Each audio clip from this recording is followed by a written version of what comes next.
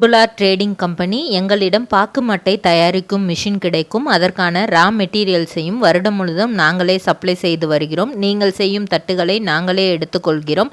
அதற்கான லோன் வசதியும் செய்து தருகிறோம். இன்றைக்கி நம்ம பார்க்க போகிற செலிபிரிட்டி விஜய் டிவியில் ரீசண்டாக டெலிகாஸ்ட் ஆகிட்டு இருக்க சிந்து பைரவி கச்சேரி ஆரம்பம் சீரியலோட ஹீரோயினான பைரவியை பற்றி தான். இவங்கள பற்றின ஃபுல் டீட்டெயில்ஸ் தெரிஞ்சுக்கிறதுக்கு முன்னாடி சேனலை சப்ஸ்கிரைப் பண்ணாதவங்க மறக்காமல் சப்ஸ்கிரைப் பண்ணிக்கோங்க. அப்போ தான் நாங்கள் போடுற வீடியோஸ் உங்களுக்கு நோட்டிஃபிகேஷனாக வரும். வாங்க வீடியோக்குள்ளே போகலாம். சிந்து பைரவி 90ஸோட ஃபேவரட்டான சீரியல். 2 ஃப்ரெண்ட்ஸை பற்றின கதை. அதில் ஒரு லவ்வர் வந்தால் அந்த ஃப்ரெண்ட்ஷிப் எப்படிலாம் மாறும், ஃப்ரெண்ட்ஷிப்பை எதுக்காக விட்டு கொடுப்பாங்க அப்படிங்கிற மாதிரியான கதைக்களம். அது மக்கள் மத்தியில் ரொம்பவே ஃபேமஸ் ஆச்சு. ஸோ அதே மாதிரி தான் இந்த சீரியல்லையுமே 2 ஃப்ரெண்ட்ஸு சிந்து பைரவின்ட்டு. ஸோ இந்த பைரவி கேரக்டர் பண்ணுறவங்கள நம்ம ஏற்கனவே நிறைய சீரியலில் பார்த்துருப்போம். இவங்களோட உண்மையான பெயர் ஆர்த்தி. இவங்க 1997ஆம் ஆண்டு அக்டோபர் மாதம் 20ஆம் தேதி சென்னையில் பிறக்கிறாங்க. இவங்க அப்பா பெயர் சுபாஷ்.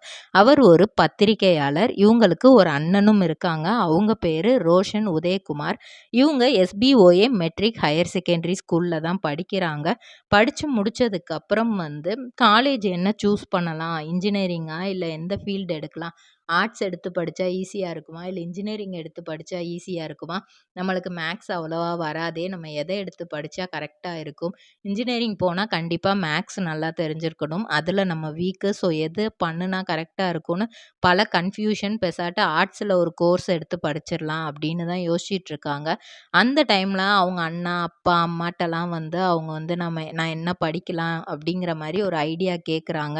அவங்க ஃப்ரெண்ட்ஸ் சர்க்கிள் எல்லாம் ஒரு ஐடியா கொடுக்குறாங்க. அவங்க அண்ணா மேக்ஸ் தானே பார்த்துக்கலாம், நீ இன்ஜினியரிங் எடுத்து படி அப்படிங்கிற மாதிரி அவங்க ஒரு ஐடியா கொடுக்குறாங்க.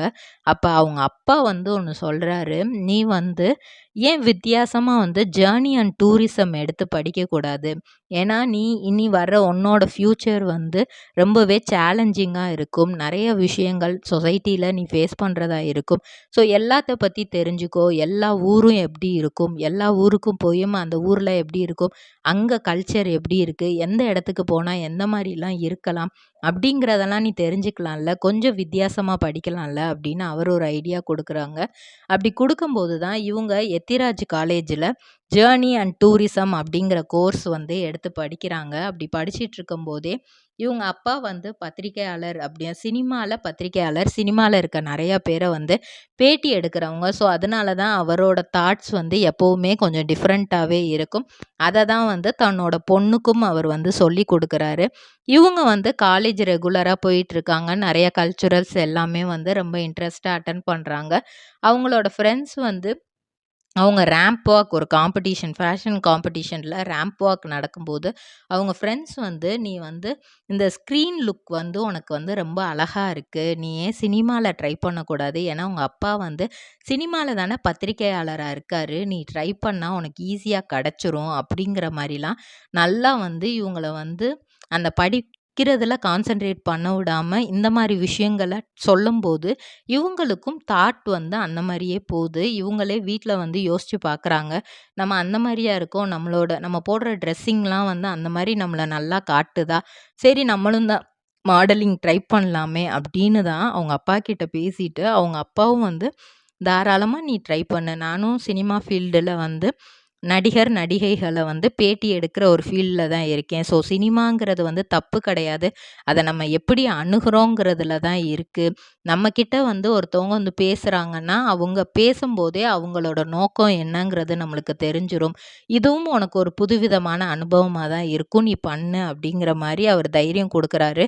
ஃபஸ்ட்டு ஆடிஷன் போகிறாங்க. ஆடிஷன் போகும்போதே அங்கே இருக்கிற ஜட்ஜஸ்க்கு இவங்களோட பெர்ஃபார்மன்ஸ் பிடிக்கல. ஸோ இவங்கள ஸ்டேஜை விட்டு இறக்கிடுறாங்க.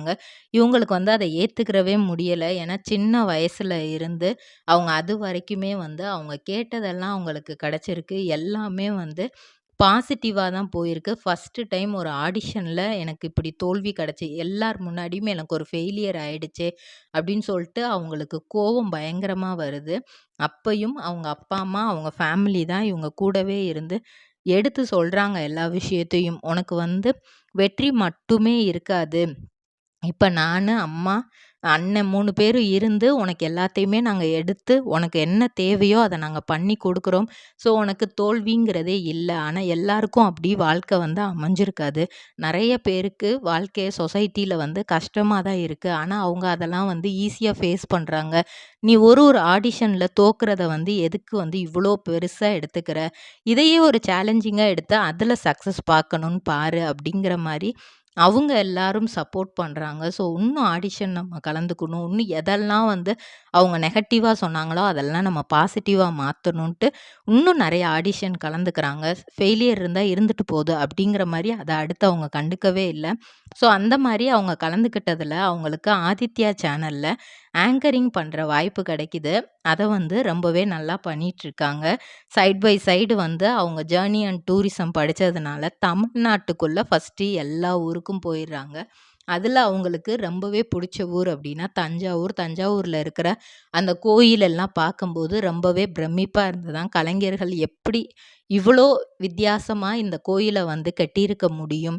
நிழலே விழுகாத அளவுக்கு ஒரு கோயில எப்படி கட்டியிருக்க முடியும்? ஏன்னா எந்த பொருளுக்குமே நிழல் விழுகும். அந்த மாரிலாம் கட்டியிருக்காங்கன்னு சொல்லிட்டு ரொம்பவே வியப்பா பார்த்தாங்களாம்.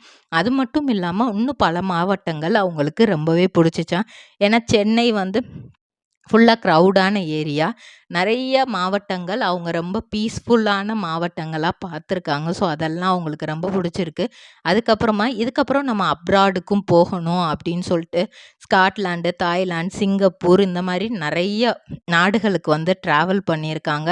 ஒரு தடவ அவங்க பெஸ்ட் ஃப்ரெண்டான ஆகாஷோட சேர்ந்து அவங்க லண்டனுக்கும் போயிருக்காங்க.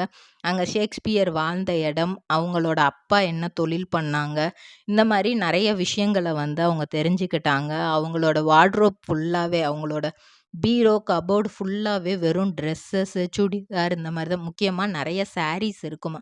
அந்த சாரீஸ் எதனால வந்தது அப்டின்னா, ஆதித்யா சேனல்ல ஆங்கரிங் பண்ணி முடிச்சோனே, சன் டிவில வந்து இவங்களுக்கு பாண்டவர் இல்லம் அப்டிங்கிற சீரியல்ல மல்லிகா அப்படிங்கிற ரோல் நடிக்க வாய்ப்பு கிடைக்குது. அங்க வந்து கிட்டத்தட்ட வந்து இது பாண்டியன் ஸ்டோர்ஸ் மாரி தான் இந்த நாடகம். வில்லேஜ்ல நடந்தா எப்படி இருக்குமோ அதே மாரி இருந்தது. அதுல நடிச்ச கிருத்திகா, அனு இவுங்க தான் வந்து இவுங்களுக்கு வந்து பெஸ்ட் ஃப்ரெண்டு, சிஸ்டர்ஸ்ன்னே கூட சொல்லலாம். அந்த அளவுக்கு எல்லா விஷயத்தையுமே வந்து கிருத்திகாட்ட தான் வந்து அவங்க ஷேர் பண்ணுவாங்களாம். நெறைய விஷயம் அவங்க கிட்ட இருந்து தெரிஞ்சுக்கிருவாங்களாம். அது மட்டும் இல்லாம சம்சாரம், மின்சாரம் அப்படிங்கிற ஒரு வெப் சீரிஸ்லயே நடிச்சிருக்காங்க. அப்புறம் சிவப்பு சப்தம் அப்படிங்கிற ஒரு ஷார்ட் ஃபிலிம்ல நடிச்சிருக்கிறாங்க. இவுங்களுக்கு லவ் அப்படிங்கிறது இருந்ததா அப்படின்னு கேட்டா, ஏன்னா இத்தன ஊருக்கு போறாங்க, இவ்வளோ இது பண்றாங்க, ஜர்னி அண்ட் டூரிசம் படிச்சிருக்காங்க. ஸோ நெறைய பசங்க தான் கூட படிச்சிருப்பாங்க. அப்படிங்கம்போது வந்து அவங்களுக்கு வந்து இருக்குமா அப்படின்ற ஏன்னா அந்த ஜர்னி அண்ட் டூரிசம் அப்படிங்கிறதுனால நெறைய பசங்களோட படிச்சிருப்பாங்க. ஸோ கண்டிப்பா லவ் இருந்திருக்குமா அப்படின்னு கேட்டா, அவங்க ஃபர்ஸ்ட் இயர் படிக்கும்போது ஒரு பையன லவ் பண்ணாங்களாம். ரொம்ப சின்சியரா லவ் பண்ணியிருக்காங்க. 2 பேரும் தான் பண்ணியிருக்காங்க. ஆனா இன் பிட்வீன்ல அந்த பையன் வந்து வேறொரு பொண்ண வந்து காதலிக்க ஆரம்பிச்சுட்டான். ஸோ இவங்களுக்குள்ள பிரேக்கப் ஆயிடுச்சு. அந்த டைம்ல வந்து ரொம்ப உடைஞ்சு அழுதாங்களாம். அப்பயும் அவங்க அம்மா வந்து, "எதுக்குப்பா அழுகுற? எதுக்குமே நீ ஃபீல் பண்ணாத. எல்லாம் சரியாயிடும். நீ விடு இத. இத ஒரு எக்ஸ்பீரியன்ஸா எடுத்துக்கோ." அப்படிங்கிற மாரி சொல்லிட்டாங்க. ஸோ அதுக்கப்புறம் அதெல்லாம் வேணாம் நம்ம படிப்புல கான்சன்ட்ரேட் பண்ணுவோம் அப்படின்னு பண்ணிட்டு இருக்கும்போது, ஃபைனல் இயர்ல திரும்ப இவங்களுக்கு வந்து ஒரு இது ஏற்படுது. ஒரு பையன் வந்து லவ் ப்ரப்போஸ் பண்றான். இவங்களும் வந்து ஒரு கொஞ்ச நாள் கழிச்சு அத அக்செப்ட் பண்றாங்க. அந்த பையனும் வந்து இவங்கள டிசப்பாயிண்ட் பண்ணிர்றான். ஸோ அந்த காதலும் வந்து பிரேக்கப்ல போய் முடிஞ்சிருது. அப்போ அவங்க அம்மா வந்து இவங்க கிட்ட ஒண்ணே ஒண்ணு தான் சொன்னாங்க.